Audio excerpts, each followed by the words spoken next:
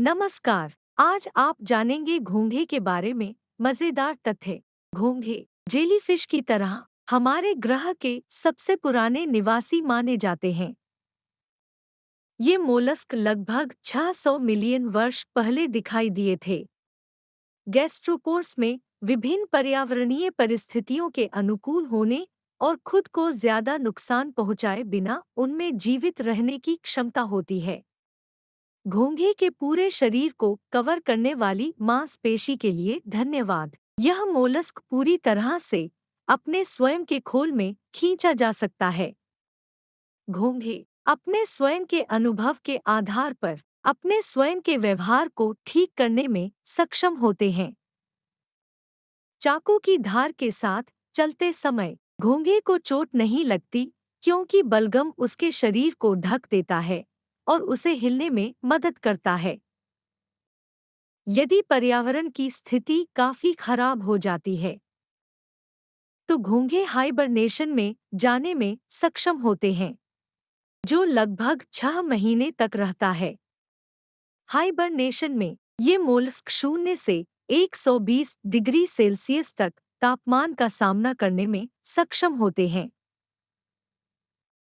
औसतन घोंघे 15 साल तक जीवित रहते हैं। घोंघे की कई प्रजातियों को प्रजनन के लिए एक साथी की आवश्यकता नहीं होती है, क्योंकि एक ही समय में एक व्यक्ति नर और मादा दोनों होता है। औसतन घोंघे के एक समूह में 75 अंडे होते हैं। अधिकांश घोंघे में खोल एक दक्षिणावर्त सर्पिल जैसा दिखता है। इसके खोल की ताकत घोंघे द्वारा खपत कैल्शियम की मात्रा पर निर्भर करती है। घोंघे के 25,000 दांत होते हैं, जिनकी मदद से वह अपना भोजन पीसता है। अपने शरीर की सतह पर घोंघे पर्यावरण से नमी को अवशोषित करने में सक्षम होते हैं। इन मोलस्क की दृष्टि इतनी खराब विकसित होती है कि वे केवल रात को दिन से अलग कर पाते हैं।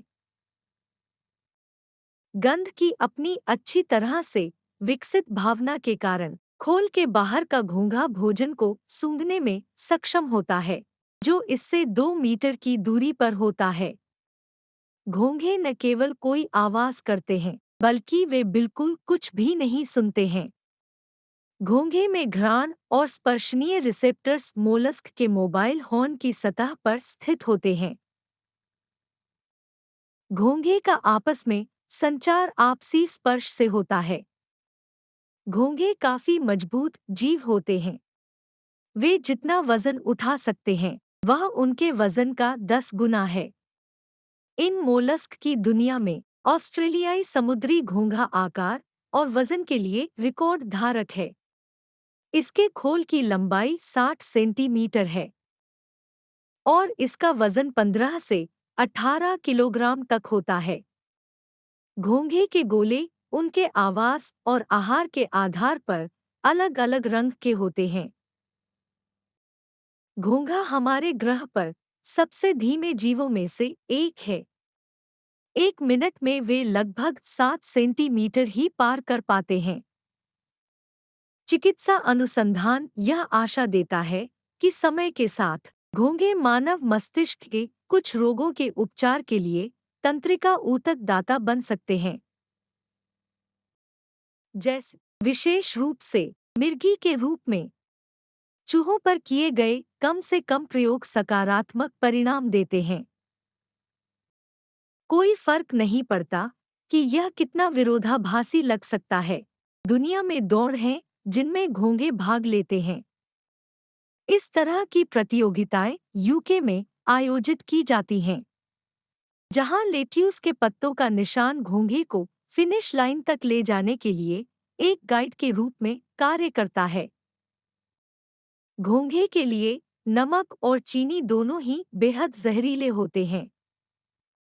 इन मोलस्क के तंत्रिका तंत्र में 20,000 न्यूरॉन्स शामिल हैं। तुलना के लिए मानव मस्तिष्क में इस प्रजाति की सैकड़ों अरबों कोशिकाएं होती हैं। वैज्ञानिकों का एक समूह अपने प्रयोगों के दौरान सिलिकॉन से बनी एक चिप पर घोंघे के न्यूरॉन्स को ठीक करने में सक्षम था। इन गैस्ट्रोपोड्स का मांस दुनिया के कुछ देशों में अत्यधिक मूल्यवान है और उनमें एक स्वादिष्टता माना जाता है। घोंघे के मांस में प्रोटीन की मात्रा मुर्गी के अंडे की तुलना में अधिक होती है।